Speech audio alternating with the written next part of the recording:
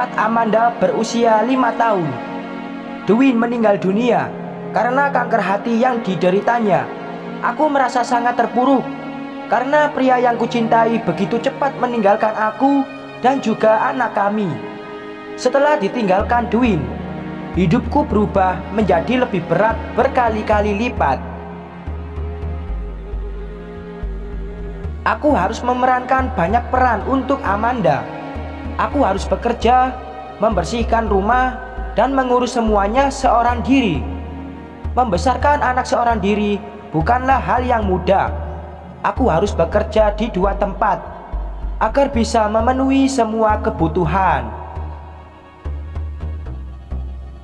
Tak jarang aku terbangun tengah malam dan menangisi nasib hidupku sendiri. Aku menangis dalam diam agar tidak membangunkan Amanda. Aku tidak ingin terlihat lemah.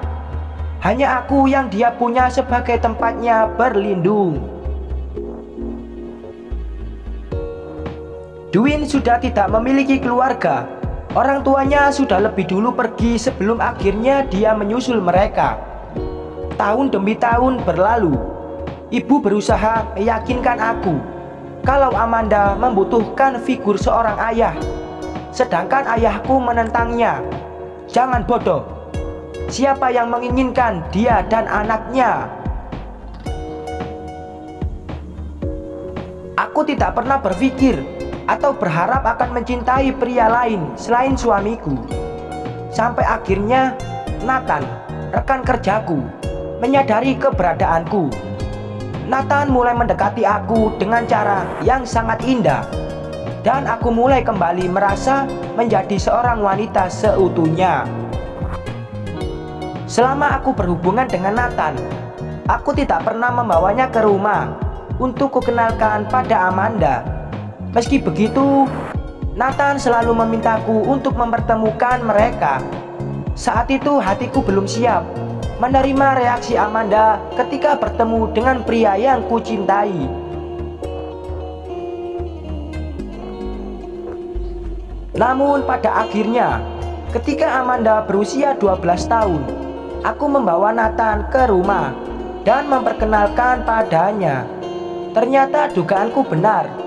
Amanda mulai bertingkah aneh sejak bertemu dengan Nathan.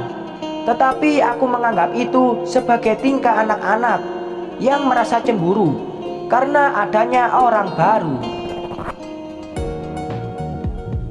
Setelah beberapa bulan berlalu dan intensitas Nathan semakin sering bertemu dengan Amanda, tiba-tiba ia mengatakan hal yang membuatku sangat terkejut. Pria itu sangat menyeramkan. Aku takut padanya, ucap Amanda. Entah mengapa malam itu aku merasa tidak nyaman dengan keluhan anakku dan malah berbalik memarahinya. Jangan bodoh, Nathan adalah pria baik. 1 tahun setelahnya, aku menikah dengan Nathan dan keluhan Amanda tidak pernah lagi terdengar di telingaku. Aku menganggap kalau dia sudah belajar untuk mengenal siapa ayah barunya. Tahun demi tahun berlalu, Amanda beranjak dewasa, dan perlahan aku merasa hidup kami mulai jauh lebih baik. Namun semuanya seolah runtuh seketika. Aku terbangun dan menemukan sebuah surat di ranjangku. Surat yang membuat hidupku merasa hancur karena dikhianati oleh 2 orang yang paling berharga dalam hidupku. Amanda sudah berusia 19 tahun saat ia menulis surat itu. Mama, aku dan Nathan saling mencintai. Aku tidak ingin membaginya denganmu. Kami pergi dan jangan cari kami. Aku langsung membuka lemari dan tidak menemukan barang-barang milik Nathan. Begitupun dengan kamar Amanda. Semuanya kosong, seolah mereka menghilang di telan bumi. Hatiku sangat hancur dan berkali-kali mengutuk diri karena tak melihat apa yang terjadi di depan mataku. Anak perempuanku mencuri suamiku. Berhari-hari aku tidak bisa makan, minum, ataupun tersenyum. Aku menganggap kalau itulah jalanku untuk berakhir selamanya. Namun suatu malam aku mendengar suara yang sangat kurindukan. Suara itu terdengar lembut di telinga. Ia berusaha membangunkan aku dari tidur. "Sally, bangun. Amanda dalam bahaya," ucapnya berulang-ulang. Aku membuka mata perlahan dan menemukan Dwayne tengah duduk di ujung ranjang sambil menatapku. Mataku membelakang, tak percaya. Aku bahkan bisa mencium aroma tubuhnya seperti itu. "Dwayne, apa yang kamu lakukan?" "Aku merindukanmu," ucapku. "Kamu harus menyelamatkan Amanda. Dia ada di rumah tua di timur kota. Rumah yang selalu ia takutkan sejak dulu," balas Dwayne. "Selamatkan dia. Kamu harus cepat," tambahnya. Aku terbangun dan menyadari kalau semua itu hanyalah mimpi. Semula aku tidak ingin percaya dengan kata-kata Dwayne. Aku menganggap kalau itu hanyalah mimpi semata. Namun jantungku terus berdegup dengan kencang. Hatiku semakin gelisah dan akhirnya memutuskan untuk datang sesuai permintaan Dwayne. Aku mengendarai mobilku dan berusaha mengingat rumah yang sejak kecil Amanda takutkan. Aku pergi ke timur kota dan menyusuri jalan hingga akhirnya setelah berjam-jam aku menemukan rumah yang Dwayne maksudkan. Aku merasa harus masuk ke dalam dan menemukan Amanda. Aku berjalan masuk dan menemukan kalau gagang pintu itu telah dirusak. Aku masuk ke dalam dan menyusuri setiap lorong yang terkesan sangat menyeramkan hingga aku menemukan jalan untuk menuju ruang bawah tanah. Firasatku tidak mengecewakan aku. Aku menemukan Amanda di balik pintu itu.